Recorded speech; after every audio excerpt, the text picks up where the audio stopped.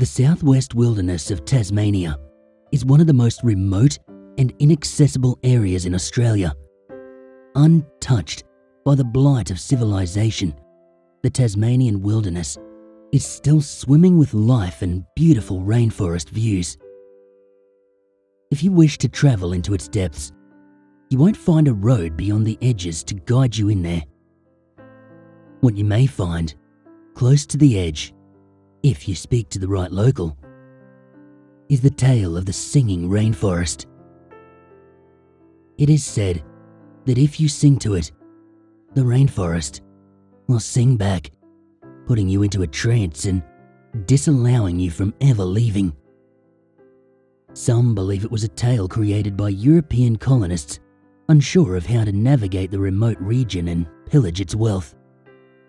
Their intention was to keep adventurers and profiteers from pillaging it first. Others believe it's just another old wives' tale used to scare children and keep them from wandering. Whatever its origin may be, my best friend Olivia's curiosity lay in the validity of its existence. Humankind has invented advanced tools to better our survival and comfortability on Earth, but with the same hand, squeezed the magic and the mystery from it. Gone are the days of mysterious, untold lands when you can fire up Google Earth, type in the Sahara Desert and see someone's grandma forgot their walker in an apartment stairwell. I will be the first to admit, if these untold lands existed, I wouldn't embark on a grand journey to see them. I'd just put it in my search bar and watch some YouTuber do it instead. Olivia, on the other hand, yearned for something more than a video or peer-reviewed article full of words no one but academics understood. She wanted a tangible experience of the magic she felt the world had lost. And now that the magic was less than a 3-hour flight away, I had to go too. Olivia was a prominent member on a dying mystery horror forum called Aussie Creeps. Justin, the person who had tipped her off to this folktale, was a long-term online friend from this Aussie Creeps forum living in Australia. His 90-year-old grandmother retold the story her grandfather had told her as a child. She had this to say: "My Poppy, that would be your great-great-grandfather, had a tough life. It wasn't like today, Justin. You couldn't just go to a supermarket and, even if you could, not many would be able to afford it. Poppy was out hunting with his father, praying for a wallaby or a kangaroo, but happy to settle for a possum. Sometime during the hunting trip, they ended up lost, wandered for days, trying to find their way back. His father became ill, but continued giving the food they found to Poppy. On their last night together, he wrapped Poppy up in his possum skin cloak and told him that if he woke up to find his father had passed, he should take the gold brooch from his shirt and sell it.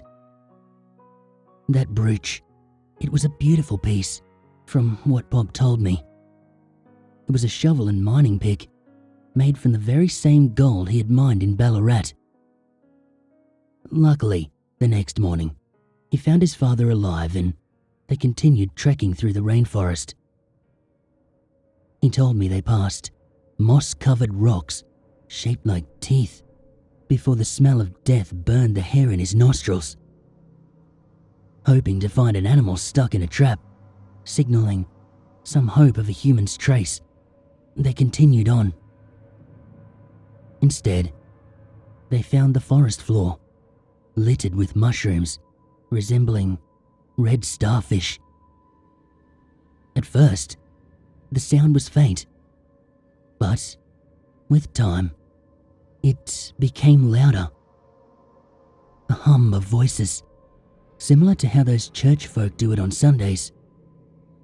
They should have been happy to hear it, but the eerie way in which the notes struck their ears, it had Pop's father telling him to stay put. His father disappeared into the forest, and before long, a familiar voice had joined the choir. Yeah, you guessed it. Pop's father wasn't the singing type, but he had joined them.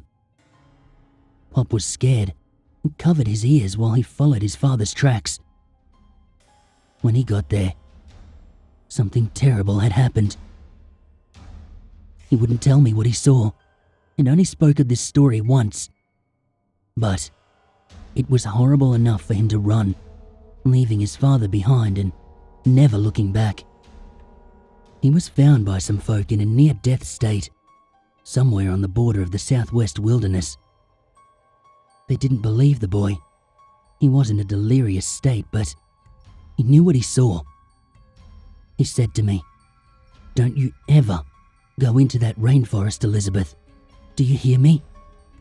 But if you do find yourself there, never sing back." Justin's commitment rivaled Olivia's, and using the information from his grandmother, he identified the red starfish mushrooms. It was a fungus called Acero rubra, known to grow in the southwest. The fungus gives off the smell of death to attract flies and spread its spores. Using descriptions his grandmother had given him and information on growth areas of the fungus, Justin narrowed down our search to specific locations. It was thorough enough for me and Olivia to book some time off and fly down to Hobart. Taking the scenic route from Hobart, we met up with Justin in a place called Strathgordon. Justin had told us that our hike should take about 2 weeks, if we were lucky. Olivia and I were ignorant of the preparation and resources required to make the trek. We were lucky that Justin had made this trip his obsession. He had packed all the essentials 3 times over and participated in several walks over the past few months. Our plan was simple, and in hindsight, it was probably too simple. We would hike to the spots that Justin had identified and arm ourselves with cameras and earplugs. If we heard the singing, we would plug our ears and hit the record button. The days were wet, cold and miserable. I found myself overwhelmed by the situation and on the cusp of quitting. The nights were often worse, as the squeals of animals would echo in the darkness. There were many times that we had awoken to the sound of animals traversing our campsite after the fire had dimmed. Water had somehow made it into the sandwich bags holding Olivia's camera, and we were left only with Justin's. After 2 weeks of finding absolutely nothing, I suggested that we head home. But they were adamant that we trudge through, leaving no stone unturned. Begrudgingly, I agreed to avoid being the person who ruined the trip. After another 8 hours, we came across rocks that suited Justin's grandmother's description. Walking just a few meters further, the smell of death blew past. Olivia and Justin were ecstatic, but me, I was unable to match their enthusiasm. For most of the trip, I'd been doubtful about this place's existence, and now that it was a reality, I was scared. The rainforest floor, it was littered with red starfish fungi.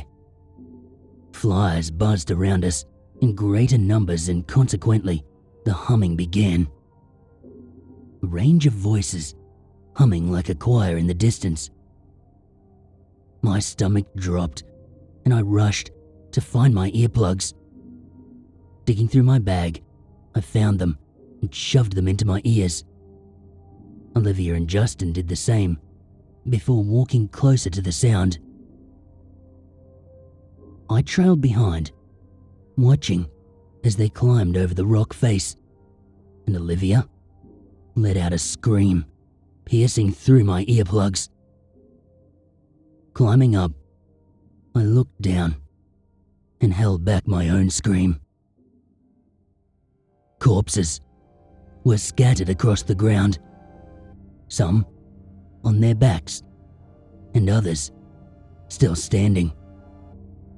Many had decomposed to nothing but bone. Others still had remnants of rotting flesh ready to fall from their limbs. Some looked like hikers, just like us, while others wore clothing from simpler times. All covered in green and white moss, with red, starfish fungi poking out sporadically from the sockets of their eyes, skull, neck, and arms.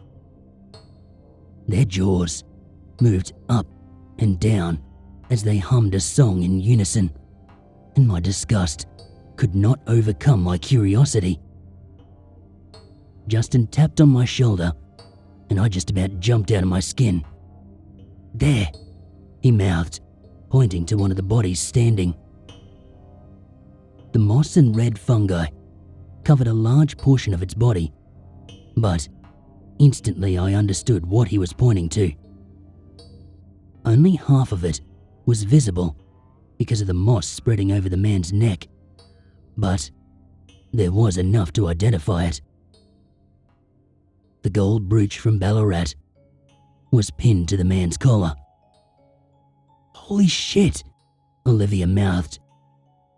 Justin climbed down the rock face in the direction of these things.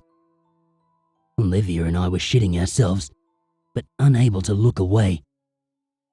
His feet hit the ground, and the bodies turned their heads toward him. He took slow steps in the direction of the man with the brooch, and his arm stretched out, intending to grab it. Olivia screamed at him, but I couldn't make out what she was saying. Brushing the collar of the man's shirt disturbed a swarm of flies, and they buzzed around Justin. The figures continued singing, undeterred by his presence. Justin was in the process of unpinning the brooch from the man when his hand clutched Justin's arm. Justin tumbled back, taking the man's arm from its socket with him. Falling to the ground, the yellow earplug in his right ear fell out. He frantically tried to get it back into his ear, but within seconds, his face went blank and his jaw mimicked the movements of the corpses surrounding him. Olivia jumped down the rock face and desperately tried to put the earplug back in his ear. Justin remained in a trance, and she grabbed either side of his face, screaming at him. Without warning, Justin wrapped her in a bear hug and looked up at me with a blank face. Olivia struggled to free herself, and I climbed down to separate them. My attempts were useless. His grip, it was unrelenting. Pulling a small knife from my bag, I stabbed his arm in a panic. Justin did not even flinch and continued singing while blood poured from his arm. My actions only served to anger the corpses surrounding us, and the ones that were still able to stand started trudging toward me, step by step. At first I waved my knife, threatening them, but it did little to halt their movement. They were not of this world, and my knife, it did not offer a worse fate than what they were already experiencing. A man missing part of his jaw got close enough to swipe at me, but it was slow enough to dodge. There were so many of them. Panic set in as the corpses made desperate attempts to get closer. "I'll get help. I'll come back for you," I screamed to Olivia. I saw the word "no" leave her lips as her eyes widened. I'm not proud to say it, but I left Olivia and climbed back up that rock face while I still had a chance to escape. Safe and atop the rock face, I watched the bodies circle Justin and Olivia in some sort of demented group hug. Turning away, I left them there with the singing corpses, and I ran. fear coursed through my body, and irrational thoughts attempted to justify my abandonment. For 2 weeks, I was lost in that rainforest. Without Justin, I had no idea where I was going. They found me, delirious, hunger-stricken, and inconsolable, with the earplugs still lodged deep in my canals. The search parties found nothing, though they went on for days. Its remote landscape made it very difficult for large search parties, and they couldn't spot any of my general landmarks from the air. Justin and Olivia's unrelenting pursuit of magic and mystery ultimately saw them become part of it. I struggle with the weight of guilt I feel for leaving them there alone. Sleep offers no comfort. When I give myself to the darkness, I find myself covered in moss, unable to move. Red fungus erupts from my skin, and I try to scream for help. But the only thing to leave my lips is a faint song. One I listen to for mere seconds, but can never forget. Waking from this dream, my relief lasts only for a moment before the feeling worsens. I could never muster the courage to go back and save my friends.